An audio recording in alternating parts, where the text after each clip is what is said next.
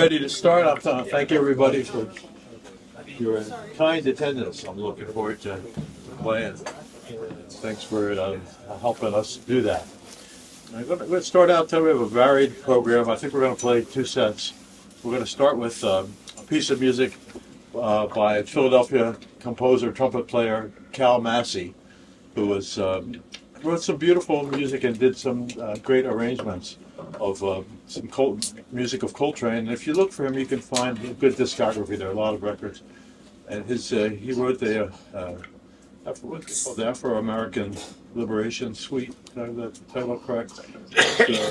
And that's worth everybody looking into and seeing what it is. That's a little piece of music that's not played very often. It's difficult to play. But he wrote a piece called Nakatini Serenade that we're going to play. It was recorded, only one set I could find. It was recorded by John Coltrane in 1961. And That was the year I was born. That was the year I was born, yeah. Nice. So it's an old... It's and I did some research today because I knew I was going to try to introduce this piece, and I couldn't find anything about what Nakatini means. Whether it's they've suggested it was like a drink, like a martini, but I don't know if it's what it is. But it's a beautiful song and a beautiful composition, and we're going to play it for you. 1, 2, 1, 2, 3.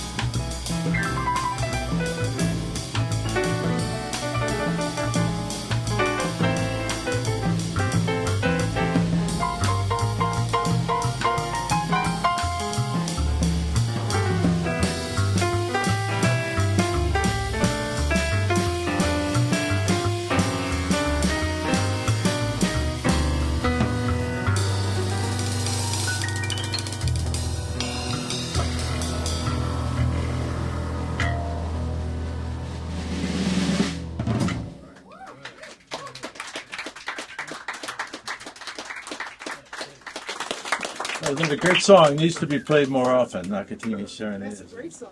Great composition, isn't Yeah. it? Yeah. Now I wanted to, I'm going to play a a tribute to an old friend of mine, is named David Schnitter, who I met when I was about 18 and or 19, who was just way ahead of me. He played tenor saxophone. He still plays, and I don't think I'd ever heard anybody in person play that great. So I became a follower and a fan for 50 years, and he still plays. And I was nobody's heard of him, and so I have these albums that I thought I'd pass around, and you could look at them and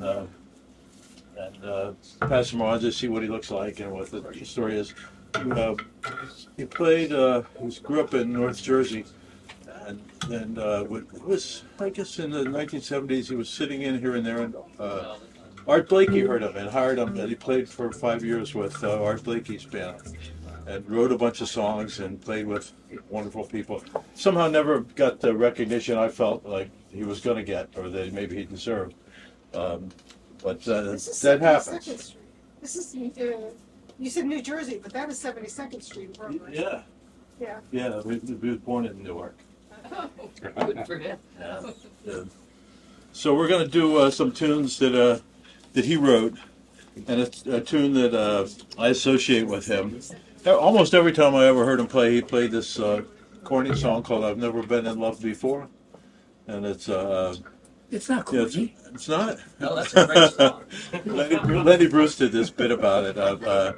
All broader musicals sound the same, especially the baritones. I said, "I've never been in love before," and it's really, if you hear, you can find this Lenny Bruce routine about that.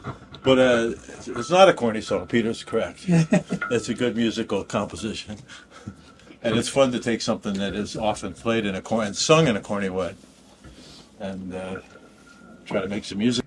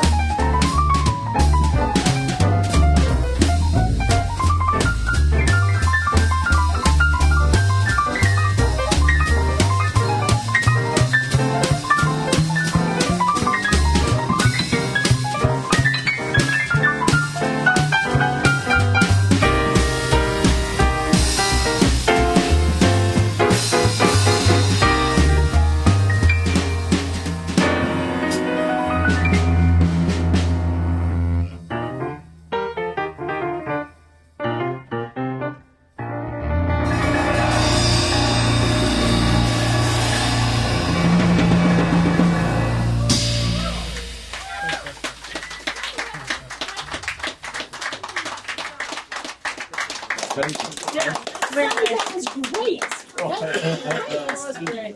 And I love that song too. That's a good song. Doris, Thank you. No, that's fine. I appreciate your enthusiasm. Yeah, it is. It's fun. It's fun. It's nice. And we're going to play a tune by David Schnitter called Blues for John. And I don't know if it's for John Coltrane or not. We were joking about could it be for his cat, but we don't really know. But it's really a straight blues. All right. 1, 2, 3.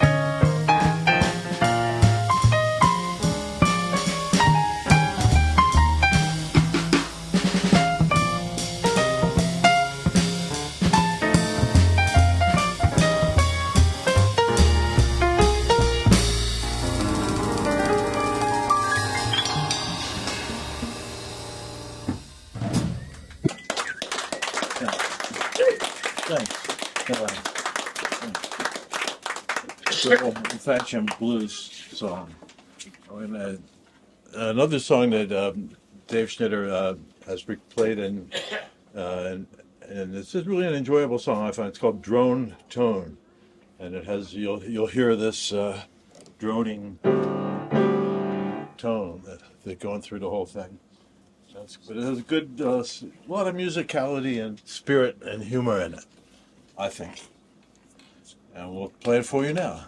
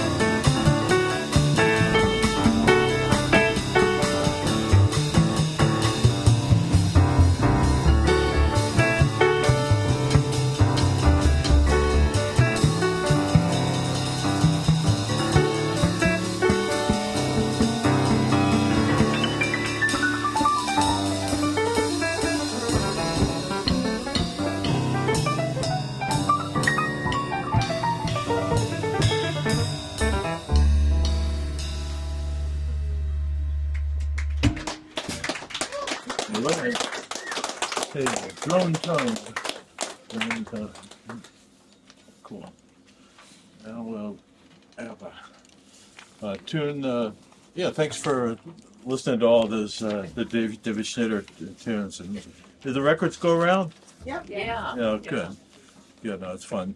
And we're going to play a composition by our percussionist. Can we reverse? Because the feel is very similar. Oh, okay. Yeah, maybe so. Why don't we do the ballad and then do? Okay. Yeah. All right. Good idea. Good idea. So now we're going to play a song by me, a ballad by me called Twice Told Tale, which is, Peter said something funny about it. He said, Duke Ellington wrote it and then you wrote it again. So which I thought was it's kind of a funny thing. And Twice Told Tale is Nathaniel Hawthorne wrote this series of stories called Twice Told Tales. And I'm not sure what he meant by that title, but it's something that, here we go again. Only English majors know. Yeah, who knows? Yeah. Yeah.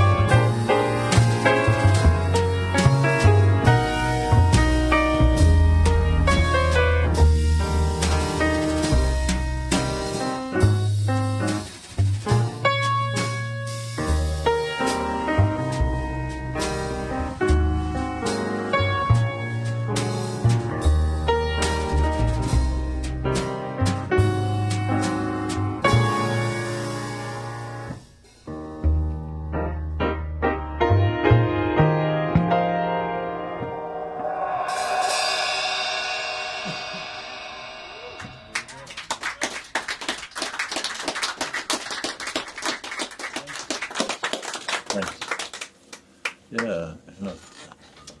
Twice Told Tale. Then we'll close this set with an original by Tim. But you want to say anything about it, or should play it? Sure. Thank you. Yeah. So sometimes when I'm driving, I'll just hear something in my head. And when I was driving, coming back from college I teach at, I started hearing this bass line in my head. So when I get in, I just quickly jotted it down on a piece of paper. And then a couple of days later, I looked at it and wrote this piece based on the bass line. And a name for a repetitive bass line is an ostinato, repeating bass line all over and over again. So I ended up naming this piece Oscar Nado. So when I shared it with these guys and we played it, Sonny went to research to find out who Oscar Nardo was. I had a real difficult time finding it. You need to do some more research. That was not a. Who is Oscar now? It is funny. Tim's voices in the Amazing fictitious character.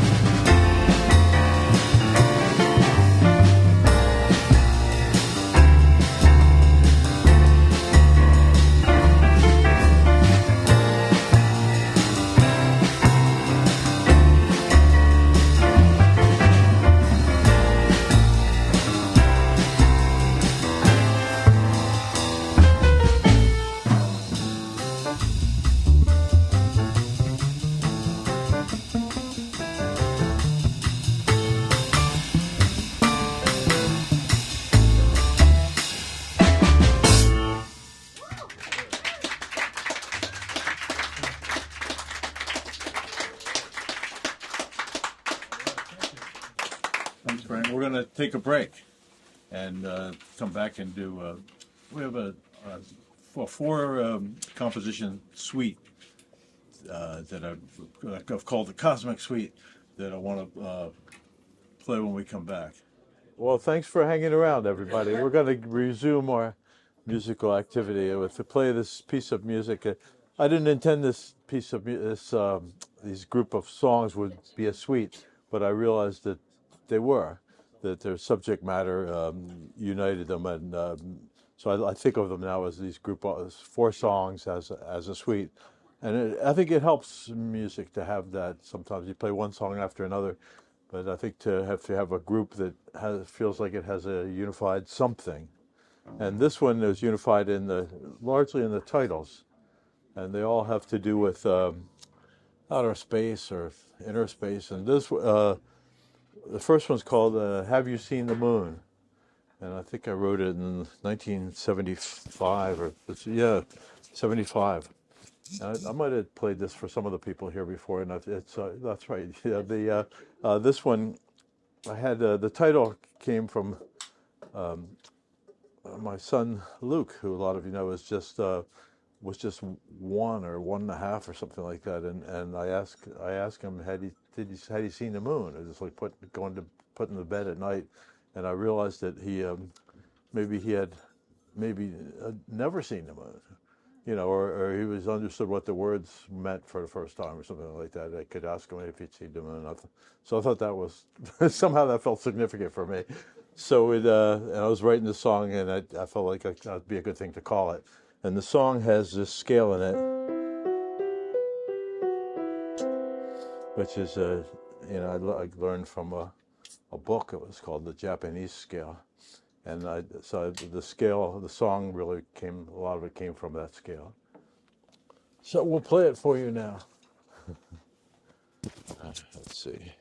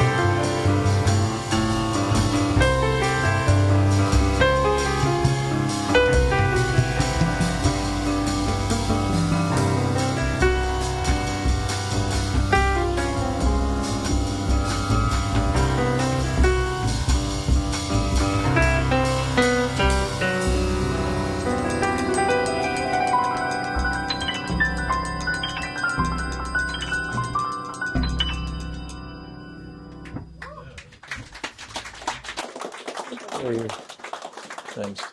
Have you seen the moon? And I guess a little bit, a few years later, I think a lot of years later, like 40 years later, wrote a song called "Have You Seen the Earth?" It was inspired by this, and the subtitle, "Have You Seen the Earth Photographed from Space?" And there was a moment in human consciousness that was important, that to see the Earth as it looks like from outer space, and and photographed, and it looked to me like it was alive. So I thought that was that sort of inspired the song. And this song has a couple things that are musical solids to listen to, perhaps. I would never know whether it's worth seeing this stuff or not, but it's interesting. I think there's 4 measures. I don't know any other songs like this. There's one measure of nine beats, and then one measure of 7 beats, and that keeps happening. So it's 1, 2, 3, 4, 5, 6, and 7. 1, 2, 1, 2, 3, 4, 5, 6, 7, and that happens again and again. So you can check us and see if we can do it, because it's not so easy to do that. No. And we'll do. Have you seen the Earth? All right.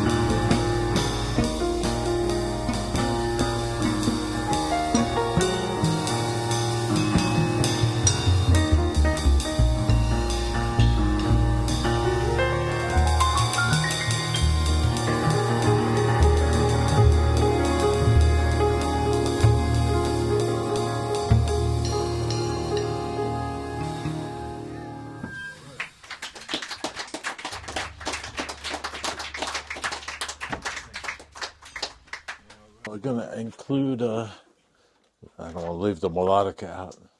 So we're going to play a piece that, it's not, it sort of fits in the context of this. This one's called Lonely Man, and it was inspired by Ornette Coleman's song called Lonely Woman. And it's one of those ones where the last one was very rigorous. They had to do 9 and you had to do 7, you had to do 9 and you have to do 7. This one has more, less you have to. Yeah. So,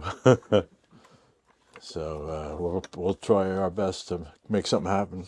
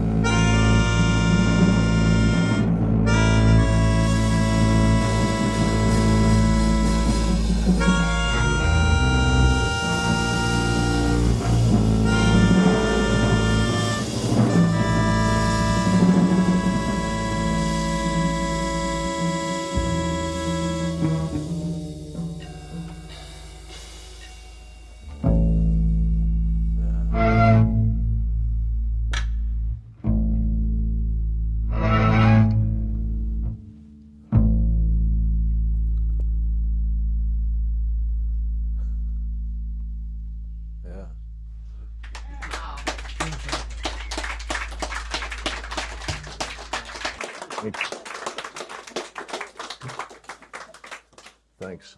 That was fun. Nice solos in there. Thank you. Yeah, I thought you were going to do another one. Thank you. We got one more song to do. This one's called Galaxy Trill. Again, it wasn't composed originally as a suite, but I think these things go together in a nice way. And there's a Galaxy Hill Road in Pomfret, and there's a Galaxy Hill, and that's just comes from all that stuff.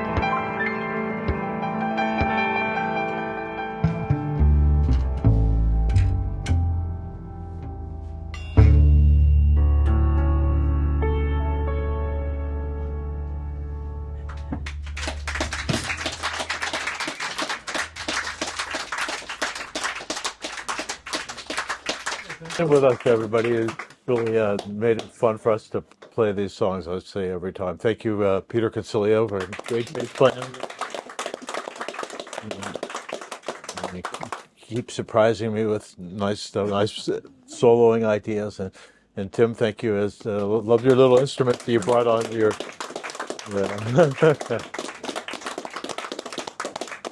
And if I could remember everybody's name, I thank everybody that was here because you all contributed in a major way. And well, we certainly wouldn't do it without you and couldn't. And yeah, thanks. That really helps to have people in there. I think it's just like yoga, where they say, you're more people that are doing it together, and the vibration continues out further into the world. And I think it's something to that. It's way better than yoga. So thank you, everybody, and thank you for thank you. And WCTV and Woodstock. Jared Gunnell has it's better every time. It's worth checking out. The recordings are coming out better and better. So.